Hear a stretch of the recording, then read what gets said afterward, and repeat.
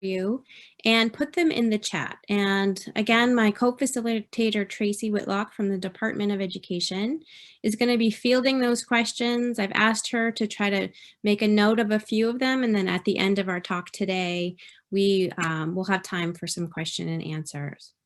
So next thing I would like to do is to thank you all for being here. I have never appreciated teachers more in my life. As I said, I have 6 children and 4 of them are in some kind of phase here of remote learning. And I feel so good when they're on their computer talking to their class or their teachers, and they're laughing and they're smiling and they're engaged. It's just really nice to see, and I know all the work that goes on in the background to prepare for that. I also say that we had no idea this was coming. And so we have what we planned and then what happened. And there was really no way of predicting this, because sometimes we know what we don't know. And we're in brand new territory here where you're being asked to address a whole host of social, emotional, and even responding to traumatic kind of responses from students and their families, while you're also trying to shift content online when that instructional technology might not have been our strong suit.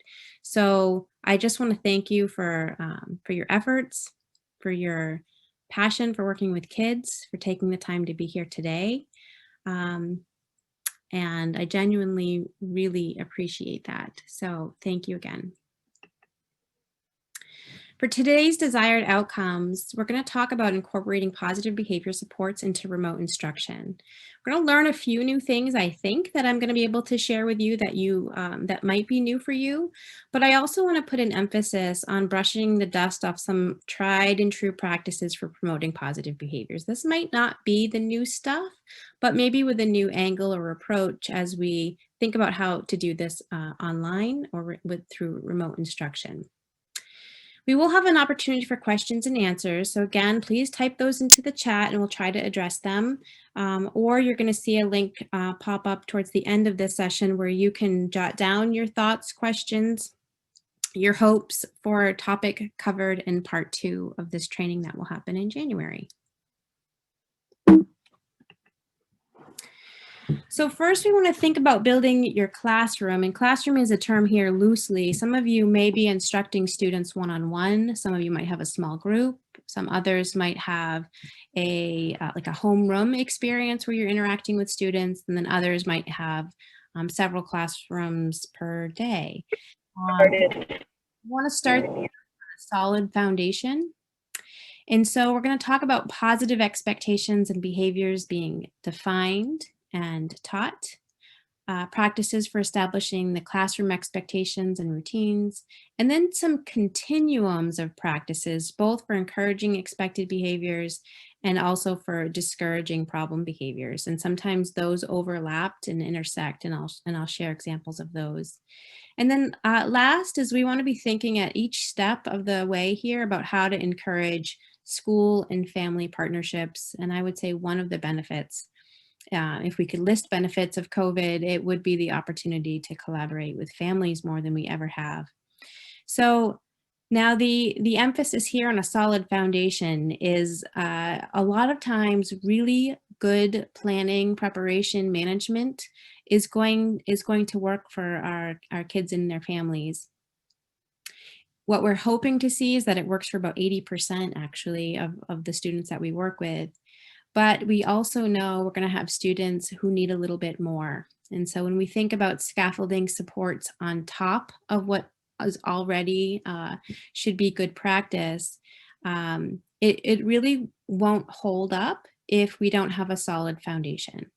So we've got to have these essentials in place before we think about layering on additional supports for students who may need some more individualization. wanted to pull out a sample remote learning matrix. I pulled this from pbis.org. I am going to use some tools through PBIS, but if you are not a PBIS school, I don't want you to run away from this session because I think this is applicable for any school that's trying a multi-tiered system of support. I do believe that it is really important to have, I would say even critical to have learning expectations. And we want to rethink our expectations and teach those explicitly when we're talking about remote learning. Because now we have things like a chat, right? And our expressions. We have expectations around video on, video off, audio. We have students who could be, we could see their face, but they're really not engaging with us. And is that a concern? And so what should expectations be around that? And we also want them to be present and with it and try to avoid that multitasking. So we've got expectations, right? And without making them explicit and teaching them, what can happen is we can fall into correcting misbehaviors instead of really teaching, expecting, and then reinforcing the positive expectations that we set together with our classes. So a good way to think about what belongs in your matrix as you work with students remotely is to think about a tricky behavior. So what is something that you're seeing that is really interfering with instruction, with engagement, maybe even to some degree with attendance? What is getting in the way?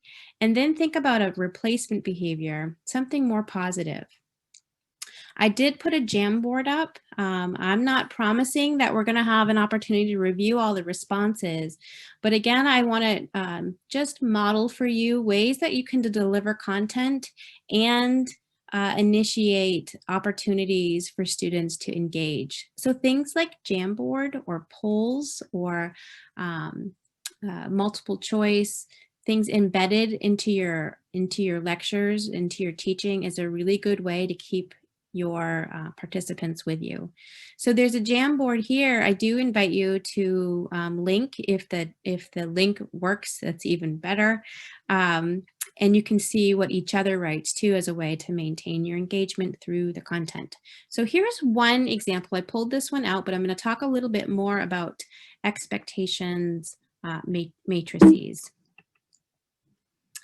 Now this one is an example. This is a school actually that is involved in work that the state and the University of Maine work together around for implementing multi-tiered systems.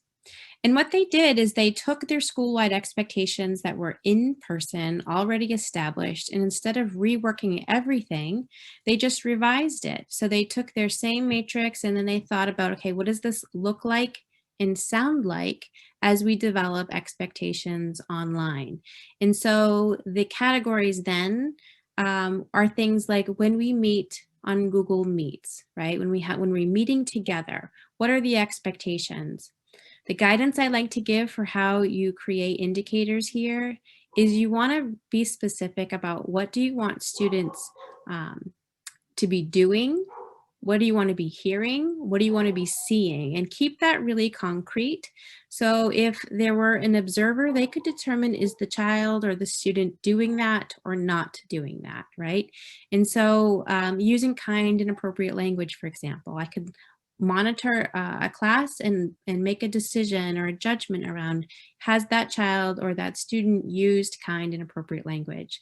So they should be operational or discrete enough where you can say, yes, that happened, or no, it didn't. We want that to be clear. And it is okay to establish these expectations with your students, no matter how big, even if it's a group of 2, even if it's just creating norms between you and one other student, I think it's still appropriate.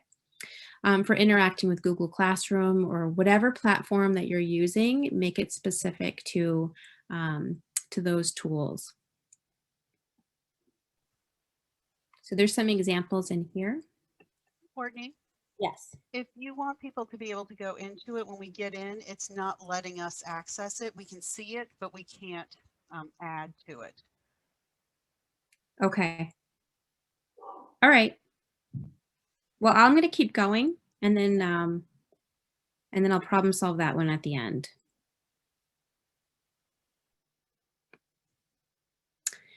Now this one is pretty concise. They have 4 core values that they have articulated expectations around. And I put this kind of guiding question here because I think it's a really important one. We address this in school. I think it's just as important when we think about our students who are learning remotely or hybrid. Is, do your students have multiple teachers, right? Are they moving from this room to that room, or from maybe from this Google Meet, or at 9 to a different teacher with different students for a class at 1? If that's the case, I really encourage you to collaborate with other educators to create some consistency around expectations. I think about this is where I draw on my own personal experiences too. I think about the children I support and my own children that live with me, about their difficulty in grasping one way, right? Creating a common language in terms of how to do it one way. And now if we multiply the number of classes or the number of teachers they interact with, each time those expectations shift, they have to exercise that behavioral contrast that they have to relearn and then sort out depending on who they're working with. So the more consistency or collaboration you can get between staff in terms of clear expectations, the better. And then we're going to communicate these with families too, and I'll show you what that looks like here. We do have an opportunity to work along with families to promote cooperation and to build positive patterns. And so, as you can see at this point in the session, I think that this is a critical element, is to start with that foundation of very clear expectations using that common language. Now, some families are, myself included, right? I shared that I have got 4 remote or hybrid learners, and each of them goes to a different school. They each have multiple teachers. And so expectations around when they meet, what their expectations are, when their deadlines are, who do I contact when we have questions, it's been a little bit of a maze. And so in some of our districts across the state, we've invited them to think about an expectation matrix that transcends school and incorporates family. Let's work with families to show them how having clear, concise, positive expectations can help with their general routine at home. When I think about some of the hangups or the difficulties our youth are having right now, one of the things that I point to is this break in their routine, this upset in their schedule. So the more we can put in there to provide that structure and to work with families to do that, I think the better. And this is a great opportunity to do that. So for example, some of our districts are working on this. They're going to have a template that goes home with every student. And then there will be training for families on how we use it at school and how we might invite them to entertain using that for some of their home chores and daily living. We also wanted to incorporate strategies for dealing with stress or frustration, and I'll talk more about that too. Last, as we kind of move away from this idea of matrices into this next section, I wanted to just allow you the permission to exercise your really good educator judgment, right? And I have a story to kind of go along with that. I was working with a school on establishing a common language and consistency and predictability in a classroom that really needed a high level of consistency and predictability. And so the classroom worked together with their family, with the staff, with their students to create an expectation matrix that everyone could agree on. And the idea was that they, during circle time, for instance, that they would grab a carpet square, that they would sit on their carpet square, and then they would be dismissed from circle time back to their seat by being called on. So their name would be called, they'd pick up their thing, they'd put it away, and they'd return to their seat. And they were being rewarded heavily in the beginning to set the routine and the expectation. And so they would get little coins if they did that. Well, there was one day, and it was about this time of year, when it started to snow outside, and it was the first snowfall. And not only was it snowing, but it was those big, fluffy, just white, almost like cotton balls coming from the sky. And a little girl was drawn by, she was drawn into what was going on out the window. And without raising her hand or without being dismissed, she left from her carpet square and she went to the window and she's looking out the window, right? And so the staff are looking at me like, wait a minute, she wasn't excused. She didn't ask to leave, but she just got up and left. And I thought, this is a good time for an exception, right? We get to see every day childhood unfolding. And to me, this was an opportunity to engage with the student in this moment of childhood wonder, really, and to just sort of marvel at what was coming out of the sky. So for me, that's a time where you don't have to, I wouldn't correct that behavior. I might just fully be enveloped in that moment. And then if I felt like I really needed to be consistent, I could circle back to that next time and say, you know what, we hopped out of our seat because of the snow. We have to remember that that's an exception, and kind of reinforce the idea that, once in a while, these things are okay. But that to me wasn't a time to correct this. So consistency, predictability, reinforcing the expectation, yes, but there's always room for really good educator judgment too. And so I want to just give you all a moment to remember that really good things are happening still, even though COVID has thrown us just into a whirlwind in a lot of ways. There are still really great things happening in schools with kids or even online with kids. And to capture that goodness when you can, I think it's probably a part of why everyone is here. Is we love working with children, that developmental process of learning. And so it's okay to seize the moment from time to time, even if it's a departure, right, from a routine or an expectation. So here's another example here. I've incorporated a quick poll to invite you to think about what's something that you witnessed or experienced lately that really affirmed your path into education, right? You ended up here somehow, probably because you love kids like I do. And so what's an experience or something that happened to you recently that you kind of said to yourself, yeah, right, I'm in the right place doing the right thing and we'll get through this. So if you have something you want to share, I would invite you to engage into this Menti poll. And then you can see each other's responses. If you're not aware or have not used Menti before, I invite you to do that. It's free. It's a great way to get kids interacting with each other. And we know that the more they're engaged with the content, then the less time they have to be disruptive or off task. A couple of resources I'm going to be sharing from you are going to be available at pbis.org. But again, I'm going to state that if you're not a PBIS school, or if you're not even sure what PBIS is, I think that you'll find these documents and these resources still highly valuable. I'm going to talk about a few recommendations that I'm pulling from pbis.org resource of a school guide for returning to school during and after crisis, and just wanted to share with you the pathway to get these resources too.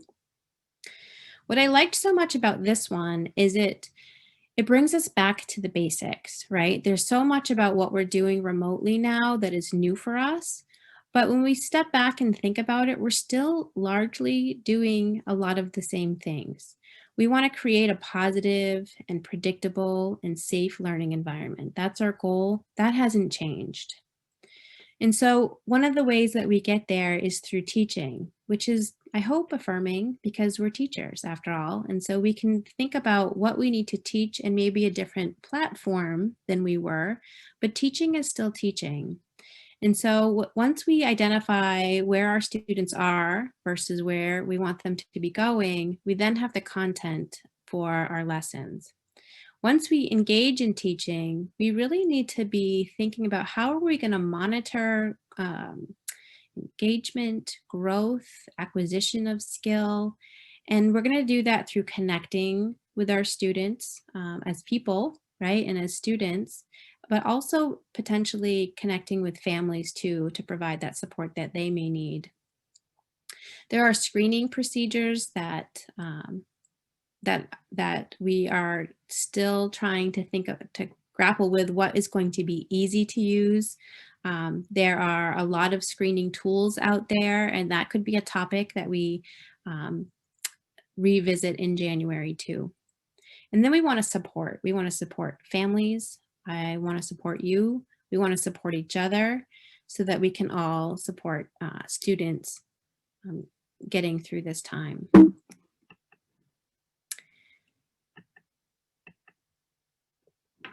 So more from that document are some specific strategies. Now, when we think about while we're in school, there's been a big emphasis recently on using positive readings at the door.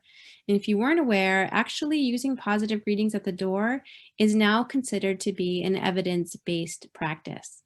That just by saying hello and greeting students in the morning or as they enter your classroom is linked to higher levels of engagement and lower levels of disruption once they're in your room.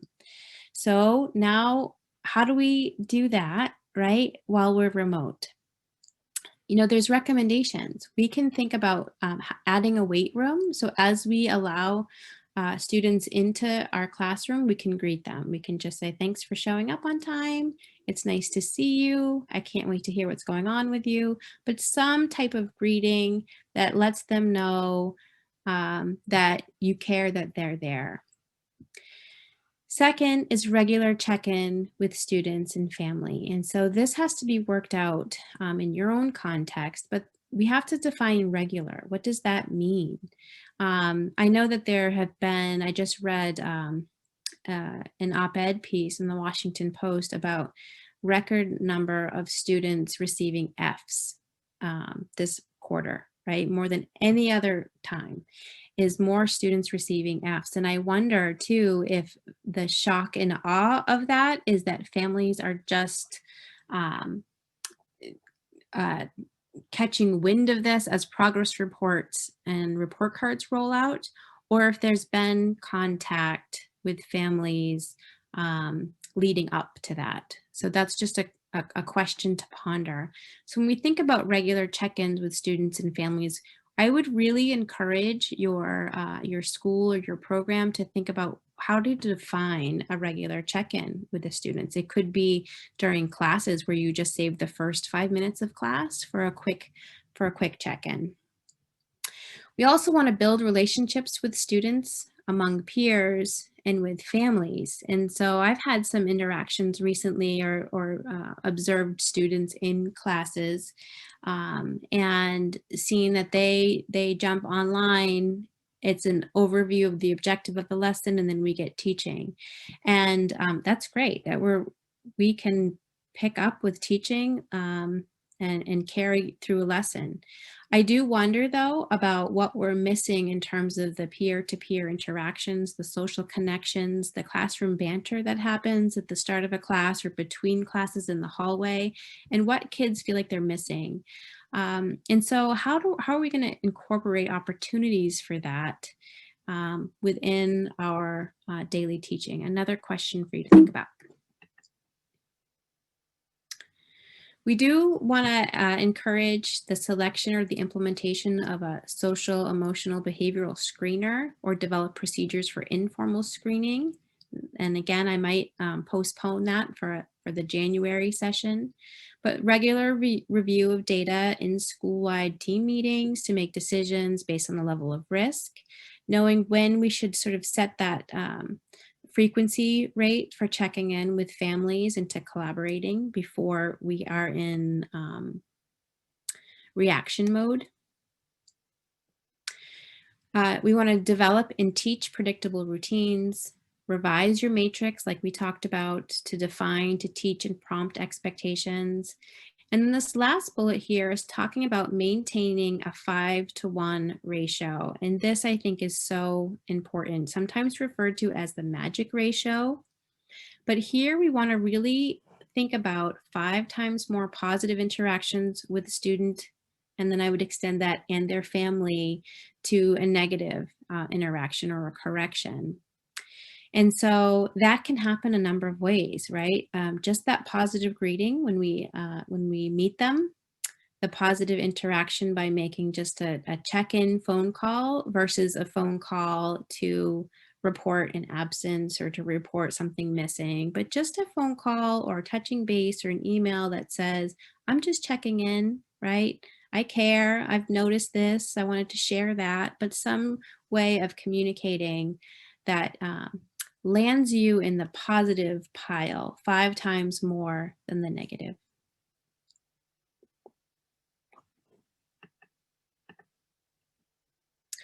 We want to begin each lesson with a positive reminder of expected behavior and prioritize key social, emotional, behavioral skills to emphasize.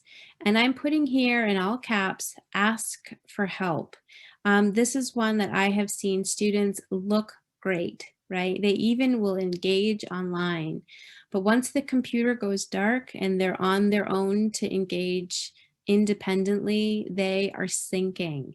And so the idea that they will be able to self-manage their time, that they'll be able to remember walking through a math problem that was done collaboratively and now shift to doing it independently, they are really struggling. And what we're missing with remote instruction is the eyes on the student, right? Where you know when you need to kind of swoop over to them and maybe point to something versus you recognize their face when they're stuck or they're starting to get off task and you know just what to do to get them back on. And so the expectation of independent work right now is really throwing some kids into a frenzy where they're getting behind and then the pressure is mounting for that feeling like they're sinking, like work is piling up and they're starting to panic. And so one of the things I like to emphasize and to remind us all of is we have to teach students how to ask for help. We have to embed that opportunity and normalize it. So asking for help doesn't mean you're weak, doesn't mean you're stupid, it doesn't mean any of those things. It just means you're stuck. And the more we can model that and teach it and review it, I think the better. Okay, I'm going to skip ahead here. Now, I want you to remember that there's a lot of what we should be doing to build that foundation, that solid foundation for the 80% of students that this should be enough for. And so I want you to think about what do you already do to support respect, responsibility, and safety within your students in your school, whether you're remote, hybrid, or in person. And then I want you to remember that this looks a little bit different now than it did in February. And so we have students who may need additional support right now around cooperative play, self-management, that time management piece, anger or conflict management, the stress and anxiety they're feeling as they might be slipping in their schoolwork, or their parents may be feeling the stress of the fallout of COVID, or just really missing their routine and their structure. And this could really look like individualizing needs depending on a whole bunch of factors. And so what I think that we can do is think about really buffering or adding some or adjusting some practices at the tier 1 level that's aimed at doing a little bit more right now around the social and emotional pieces like the social cooperative play, like self-management and carving out time for that, allowing the resources we do have to be very individualized for students who have intensive needs. So a couple of examples of how we might do that. What I'm going to share with you here is something called the 5-point scale. And there's so many ways to use the 5-point scale. And I'm just going to cover a few of them. The first 5-point scale you see is a blank template, and this is sort of allow your creative juices to flow here. You might think about applying that a number of different ways. Now I'm going to bring your attention all the way over to the other side where the title is How Hard is This Work? Right? And I'm adding this here because again, I think that the emotion of overwhelm is a real one for students and families, even for things that they were doing really fluently, effortlessly before the pandemic. Now they're having a hard time with. And so when you think about assigning work, or even as you're returning from a breakout, or you're reviewing something that you had an expectation that they would do independently, have students give you, give you feedback on how they found the work, right? Um, and so maybe some of them will say it was easy, but maybe some of them will say, well, I found it hard. And you can have them report that anonymously too, so they don't feel like they're the only one that's really struggling. But I think having this common language, like a scale, can be used time and time and time again. If you are teaching new content, right, and you're ready to turn it over from whole group, or um, uh, I do, we do, you do, you're getting ready to transfer some ownership into having them try it. Before you do that, you might say, how are you feeling about this? Are you ready to try this on your own? And you're really looking for them to be in a 1, 2, or 3 area before you want to give them that opportunity. If they're feeling like it's too hard or they're overwhelmed, we may need to do more scaffolding and more practice. And so having some kind of meter here is really important. And the more that you use it, and I would say the more that you model it, the more normalizing it can be. Another one for some of you that may be supporting younger students is the zones of regulation. And there's some surveys that are available through the zones. And again, it's a quick check-in. How are you feeling? What we're looking for, or a good rule of thumb, is that you're going to have your class, 80% of them, sort of being ready to go in the green, or maybe a little bit silly or excited, and that will temper as the lesson begins. But if you have 20% or more of your class in the blue, in the red, in the yellow, then that can be an indication that you're going to have a real bumpy lesson, right? And so the nice thing about the zones is it does transfer how am I feeling the zones into tools to help students return to green. So if you're finding everyone's maybe not in the green, or maybe a couple of students aren't, and you're working in a small group, it's okay to take a little bit of time to do a regulating activity to see if you can get to a better spot. And so I have some examples of those. There's some strategies. One of them is just nasal breathing, just in just some real simple, mindful, kind of intentional breaths. And there's implementation considerations here. You will want to prompt them to do this. You can model it, and then you can support it. And you can just think about incorporating this, and just, a couple of minutes might go a long way to help reorient them into what the expected behavior and what the objective is for moving ahead. There's also self-monitoring, and there's some great tools out there to help your students create goals and self-monitor towards progress on those goals. If that's a topic of interest to you, please just make a note of that too, so that we can provide you with more information. But here it's really about identifying a target behavior and having students monitor their behavior with a goal. And you can do this as a whole class, or you can do it for a small group, or you can do it individually. And then there's peer praise, and I'm going to talk more about that because I think that there is there's some real opportunities to create some confidence in our students right now using that system. So I'm going to talk more about that particular practice in just a moment. And then there's something that we in the behavior world define as wise feedback.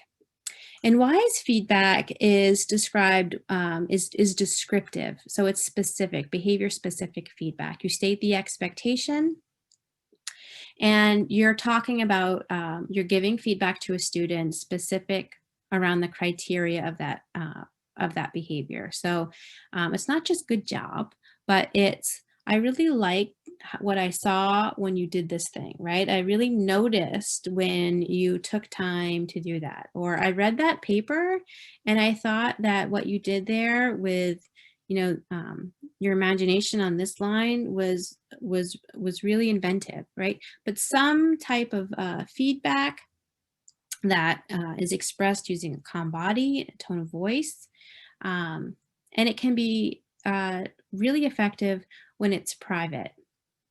So if you have a student that really likes the attention of a group, well, you could say that in front of a group, but it can be really powerful when it's genuine and the student feels like you really noticed something and that it was important to you.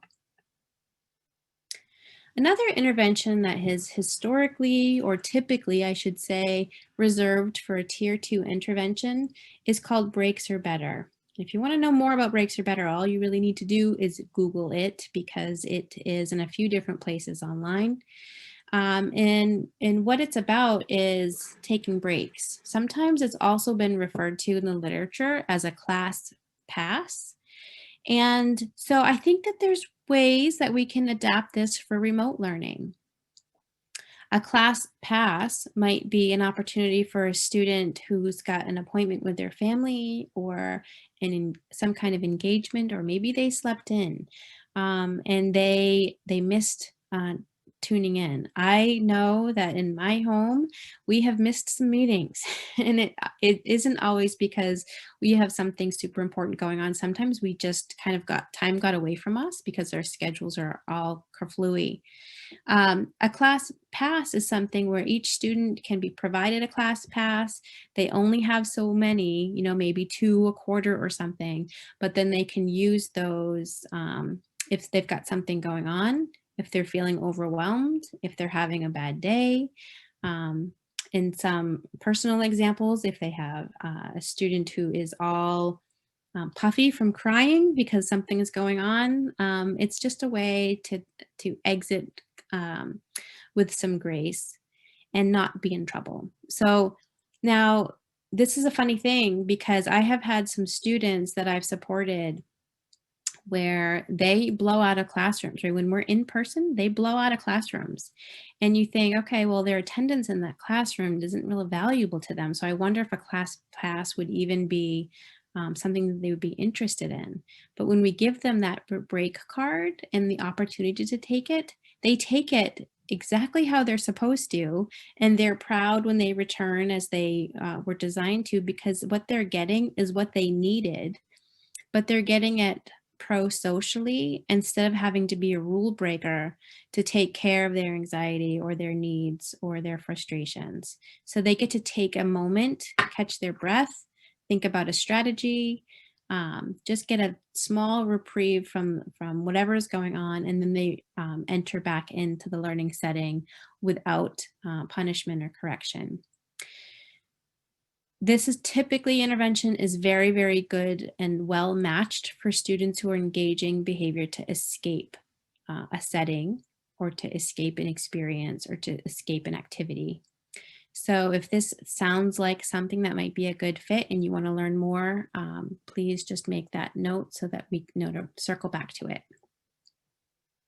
Wanted to share with you too a couple of online procedures kind of in keeping with the matrix. We have a school that went ahead and created lesson plans for teaching these expectations. And so there's an example here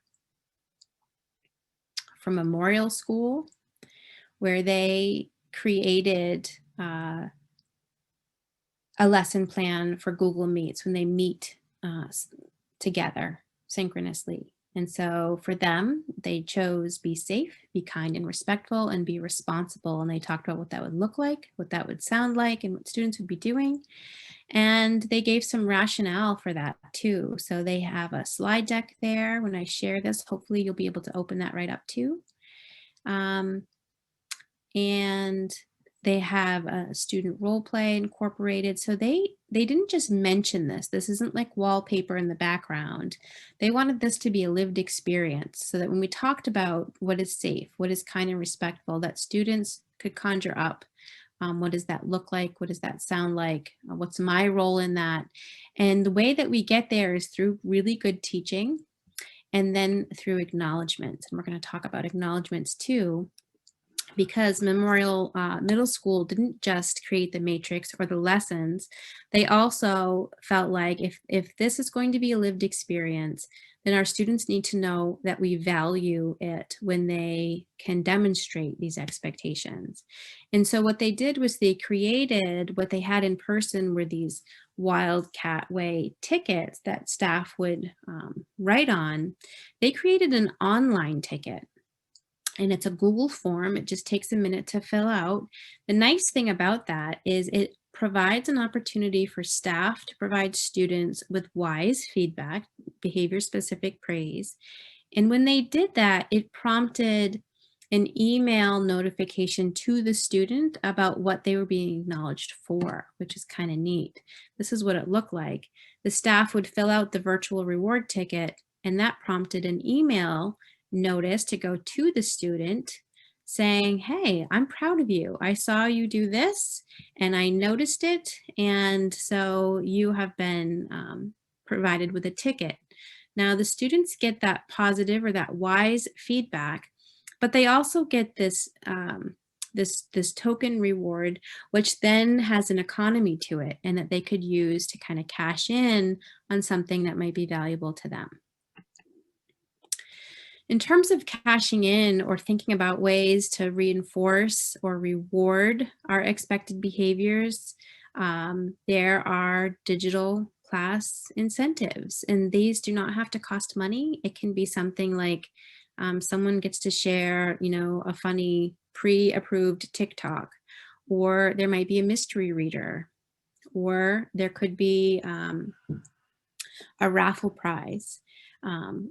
A number of different ideas are out there on how to keep our students being noticed. I just saw one from a coach of one of the schools I support where when students got correct answers, the teacher would put a sticker on her face. And by the end of the lesson, her face was covered by stickers, right? We're going to any length here to keep our kids with us engaged and motivated. There is this, this is for fee, PBIS rewards. It's really neat, so I wanted to include it in case any of your schools are in a position to explore this. But it does a lot of record keeping for you about what students are doing in line with expectations, and then students can access rewards or cash them in through this system. I did want to provide an individual example. I have a student that I had been supporting, and he had a work engagement system where he had 3 tasks. They were to be written down. We're working on his organization and chunking his assignments into doable components. So we broke those down. We usually wrote them on a line, and they had check boxes. And then as he completed each task, he would independently take a pencil or a marker and he would check that box as in I'm done. When he would get to the 3 tasks completed, then he earned a break. And it usually looked like a 5 to 10 minute break where he could choose an activity that he liked. And then the 10 minutes would go by and he would re-engage with his academic expectations. Now he's home, and what had been happening is he would jump into remote instruction, but as soon as he were frustrated or corrected, he would shut down. Now in school, we can wait them out, right? Well, when you're online and your instructional window is only from, 10:30 to 11:15, students shutting down means we don't get to engage with them now until the next uh, time period, maybe even the next day. And so this was a problem. And so we had to look at, well, are we running his work program? And we had to do some troubleshooting. And so, because what rewards are available to him if he's home? And so we were joking around one day and said, well, I can't deliver you a pizza. And then we looked at each other and said, well, he's like, oh, that would be great. And so we kind of like did this kind of aha that he would be really motivated by that. And we felt like we were losing him enough to get a little creative and desperate.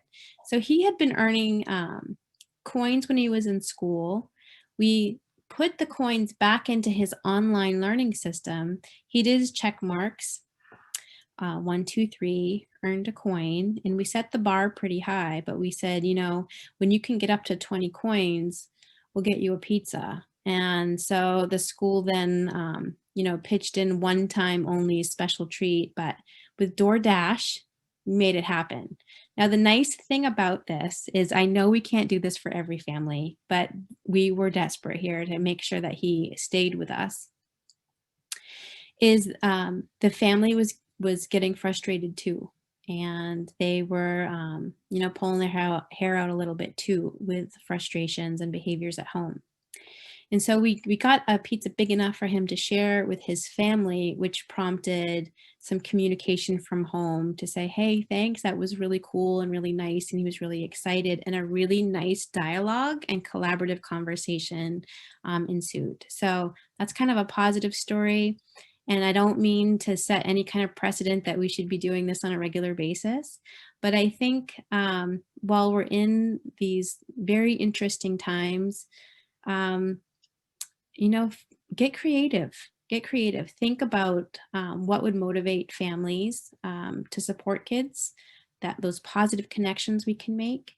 Listen to what they talk about when they don't know we're listening, and try to incorporate as many of their interests into conversation as you can. This is a resource I definitely encourage you to pick up. It's a very quick read, but the simplicity of the strategies is what I love about it. It's just a great resource. I did include hyperlinks into the PowerPoint. And what it is a very quick read, whether you are an ed tech, a substitute teacher, a school administrator, a social worker. You're going to find something in here for a core strategy, or what's sometimes referred to as these kernels of goodness, right? Simple things that we can do every day that add up to being a lot are really well articulated and outlined in here. So you read it today, you have an idea for tomorrow. So if you're looking for a great resource to circulate around to your colleagues and your teams, I would really encourage you to pick this one up.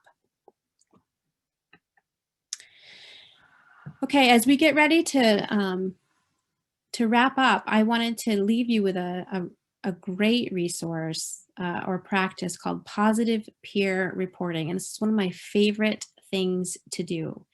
I think that we can do this online with whole classrooms. I do it all the time in training. I do it with my undergrad students, and I even do it in my faculty meetings. It's designed to enhance the social status and interaction skills of peer rejected or isolated youth, but I can tell you it works for us too. It can be used to alter a negative peer ecology that is characterized sometimes by put downs or tattling. The intervention rewards youth for providing genuine and specific positive peer reports about a target student who is considered to be either peer rejected or maybe having just a hard time. And you identify a student as an MVP. Now, you can rotate students that are in your, that you're working with, or you can pick a student that you feel may need a pick-me-up. What you do is that student, that MVP, gets an envelope.